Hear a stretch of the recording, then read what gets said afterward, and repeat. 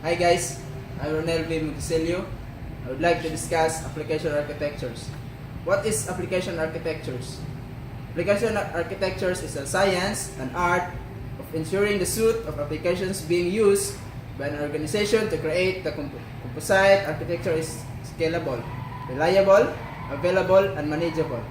In application architecture, there are ways in using models and application architecture. Number one, as a starting point for the architectural design process. So if you are unfamiliar with the type of application that you are developing, you can base your initial design or a generic application architecture. Of course, this will have to be specialized for a specific system being developed, but it's a good starting point for design. So number two, as a design checklist. If you have developed architectural design for the application system, you can compare this with a generic application architecture.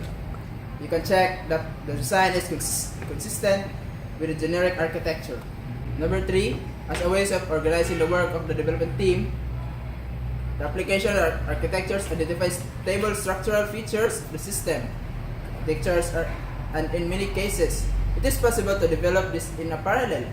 You can assign work to group members to implement the different components within the architecture. So number four, as a means of accessing components for reuse. So if you have components you might able to reuse, you can compare this with the generic structures to see whether there are comparable components in the application architecture. So number five, as a vocabulary for talking about types of applications. So if you are discussing a specific applications or trying to compare applications for the same types, then you can use the concepts identified in the generic architecture to talk about applications. These are the two types of application architecture. So number one, transaction processing applications. So transaction processing applications are database-centered applications that process user requests for information and update the information in the database. These are the most common type of interactive business system. They are organized in such a way that users' actions can't interfere with each other and the integrity of the database maintained. So number two, language processing system. So language processing systems are systems in which the user's intentions are expressed in a formal language, such as Java. The language processing system processes this language into an internal format and interprets this internal presentation. So next is transaction processing system. Transaction processing system are designed to process user requests for information from a database or request to update a database. Next is information system. Allows control access to a large base of information.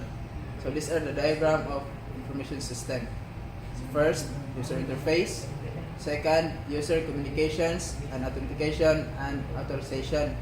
Third, information retrieval and modification. And the last is transaction management database. So the top layer is responsible for implementing the user interface.